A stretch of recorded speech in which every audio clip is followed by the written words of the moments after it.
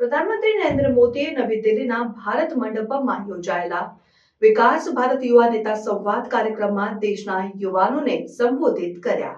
નવી દિલ્હીના ભારત મંડપમ ખાતે યોજાયેલ વિકસિત ભારત યુવા નેતા સંવાદ કાર્યક્રમમાં પ્રધાનમંત્રી નરેન્દ્ર મોદીએ દેશના યુવાનોને સંબોધિત કર્યા. આ પ્રસંગે પ્રધાનમંત્રીએ યુવાનોને પ્રેરણા આપતા જણાવ્યું કે યુવાનો એ દેશના ભવિષ્યના નિર્માતા છે અને તેમના વિચારો અને પ્રયત્નો દ્વારા આપણે 2047 સુધીમાં વિકસિત ભારતનું સ્વપ્ન સાકાર કરી શકીએ છીએ.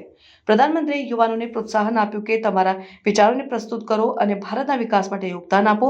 તેમણે યુવાનોને જણાવ્યું કે આપણા દેશના વિકાસ માટે યુવાનોની શક્તિ અને પ્રતિભા મહત્વપૂર્ણ છે. તમે તમારા વિચારો અને પ્રયત્નો દ્વારા દેશના વિકાસમાં યોગદાન આપી શકો છો. આ કાર્યક્રમમાં 3000 યુવા નેતાઓએ ભાગ લીધો અને તેમના વિચારો અને નવીનતમ ઉકેલો રજૂ કર્યા. પ્રધાનમંત્રીએ યુવા નેતાઓને પ્રોત્સાહન આપ્યું કે તમારા વિચારોને પ્રસ્તુત કરો અને ભારતના વિકાસ માટે યોગદાન આપો. તેમણે યુવા નેતાઓને પ્રોત્સાહન આપ્યું કે તમારા વિચારોને પ્રસ્તુત કરો અને ભારતના વિકાસ માટે યોગદાન આપો. આ પ્રસંગે પ્રધાનમંત્રીએ વિકસિત ભારત 2047 માટે યુવા શક્તિનો દૃષ્ટિકોણ નામક પુસ્તકનું ઉદ્ઘાટન કર્યું. આ પુસ્તકમાં યુવા નેતાઓના વિચારો અને નવીનતમ ઉકેલો રજૂ કરવામાં આવ્યા છે. પ્રધાનમંત્રીએ યુવા નેતાઓને પ્રોત્સાહન આપ્યું કે તમારા વિચારોને પ્રસ્તુત કરો અને ભારતના વિકાસ માટે યોગદાન આપો. આ કાર્યક્રમમાં યુવા નેતાઓએ વિવિધ વિષયો પર પ્રસ્તુતિઓ આપી, જેમ કે ટેકનોલોજી, ટકાઉપણું, મહિલાઓનું સશક્તિકરણ, उत्पादन અને કૃષિ. बड़े सपने देखना, बड़े संकल्प लेना और उन्हें तय समय में पूरा करना असंभव नहीं है.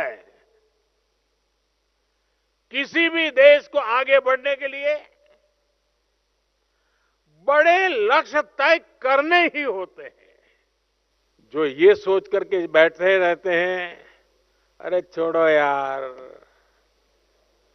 होता रहता है, अरे चलो भाई ऐसे ही चलता रहेगा, अरे क्या जरूरत है यार, लोग कोई भूखे थोड़े मरते हैं, चलता है ना, चलने दो,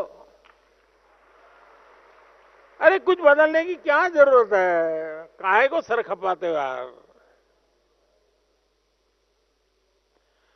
जो लोग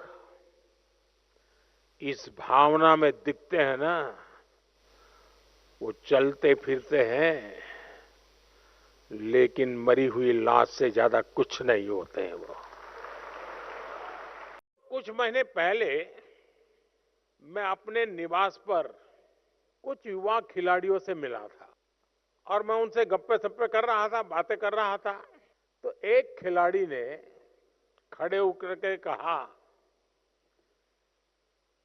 कि मोदी जी, दुनिया के लिए आप भले प्रधानमंत्री होंगे, पीएम होंगे, लेकिन हमारे लिए तो पीएम का मतलब है परम मित्र.